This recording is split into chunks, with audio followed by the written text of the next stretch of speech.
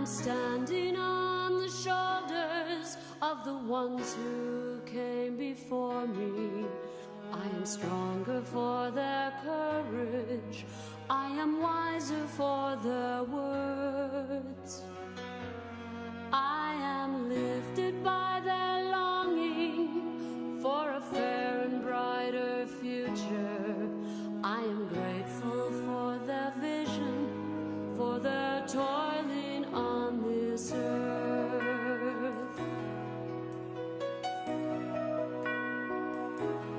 We are standing on the shoulders of the ones who came before us.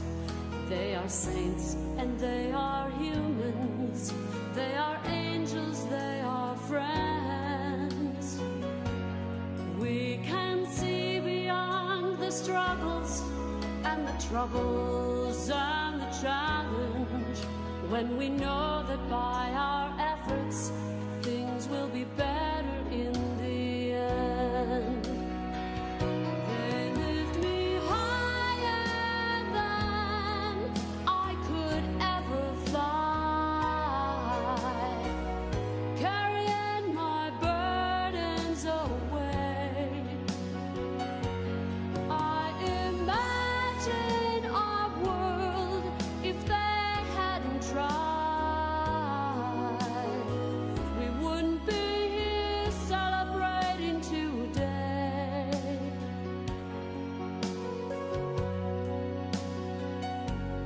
I am standing on the shoulders of the ones who came before me. I am honored by their passion for our liberty.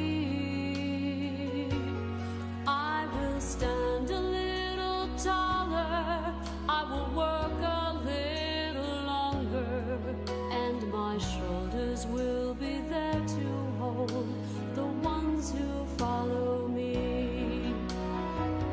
They lift me higher than I could ever fly, carrying my burdens away.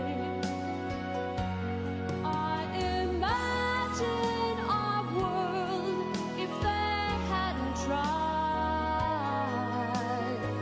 We wouldn't be so very blessed today.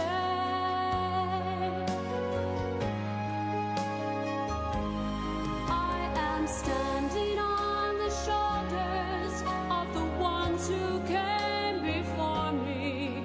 I am honored by their passion for our liberty. I will stand a little taller, I will work a little longer, and my shoulders will be there to hold the ones who follow me. My shoulders will be there to hold the ones who follow me.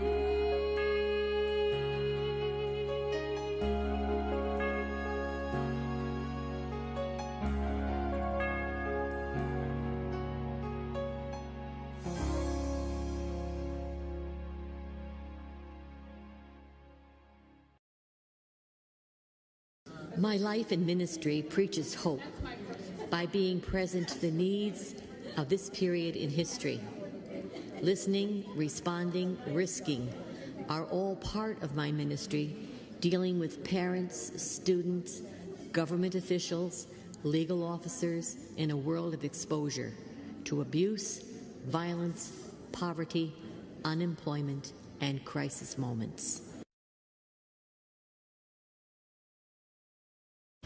But I would say if I preach hope, and I know I do, or if I'm a hopeful person in the world, it's because I was fortunate enough to find God in the face of a homeless woman who has just led me. So my thought is, in following my God experiences in the last 20 years, I taught for 25 years, and it's another 25, and they're very different 25s. But I was lucky enough to have Linda throw a flyer at me once to go to Covenant House because I was going to die on the vine teaching. and my life changed. So I think we'll be preachers wherever we go, doing whatever we do, when you find your face of God, wherever that is. Mine happened to be sitting on a grave. My life and ministry preaches hope through years of teaching at various levels, parish ministry, hospice work, and now some retirement years. I preached whether I realized it or not. My life and ministry preaches hope. Coming from the life in the monastery as a Dominican nun was what Dominic called the first nuns at Pruy, the Sisters of Holy Preaching. Silence and prayer was the preaching at that time. The gift of hope to future generations is now for me, as chaplain for hospice ministry, the opportunity to preach hope at the bedside of the dying and their families, who only have hope at the end of their life, crossing over the threshold to eternal life. As a Dominican of Hope, my life and ministry preach hope to women from around the globe who come to our renewal center in New Hampshire. I preach through my classes and homilies, as well as by the example of the team leadership of which I'm a part. Many of those that we have served tell us of the continuing impact on their lives of our program for years after they leave Baraka. The gift of hope to future generations is the ripple effect. Those whose lives we've touched will, in turn, touch the lives of others. Our mission statement challenges me to broaden my outreach to be a voice of hope beyond my comfort zone to persons of other cultures and walks of life, and on behalf of the earth itself. For me, preaching has taken on a form through massage. In that work, I was able to offer massage therapy to women who would not have this as part of their health care. They were poor, they speak another language, and we had very little way of communicating except through touch. It was very enriching to me to be with these women and see what they derived from our time together.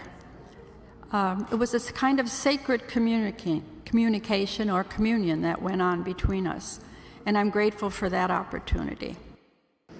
My life and ministry preaches hope in my daily encounters with the people as I listen to them, support them, and be a gospel witness.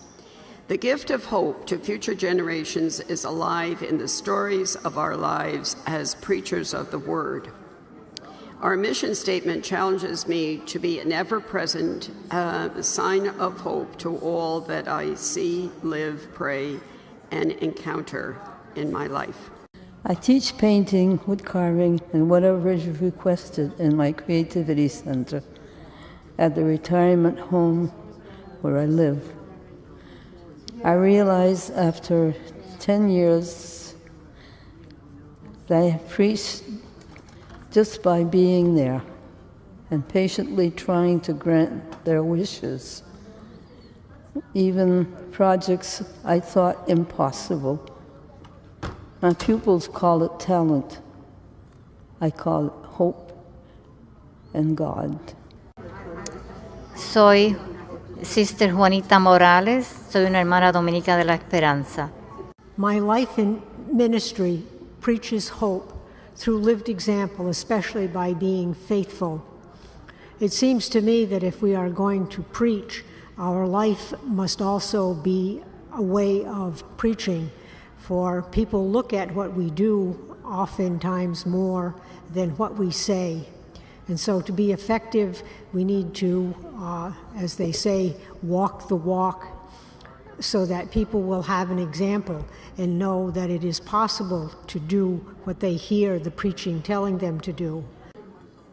My life in ministry preaches hope each day in ways that seem so ordinary, because God transforms our ordinary into what is needed for people to live their lives. And my life in ministry preaches hope at times when I take senior citizens on day trips to help them enjoy new friends and new experiences, praising God for all the good gifts He has given us. The gift of hope to future generations is for me to trust God in all His goodness, and to believe that life unfolds at His planning, not ours. Our mission statement challenges me to have hope that we Dominican sisters will carry the torch into the future, definitely different than what it is now, and that's okay with me. My life in ministry preaches hope through the creative arts. Has always been a profound part of my life and spirituality. To see God's images in nature, people, and my ministry have been truly gift and has filled my life with gratitude that I have tried to share with others. Our mission statement challenges me to be preachers of truth and to be willing to listen in a compassionate way to each person I encounter without judgment. I have been ministering for the past 8 years with hospice in West Virginia, and often I am present to a person who is dying, and I feel that I am preaching hope to them, and I am also preaching hope to those they love and who love them. Often I have been asked to preach at their funeral, and several times I've had the privilege of being able to baptize a dying patient.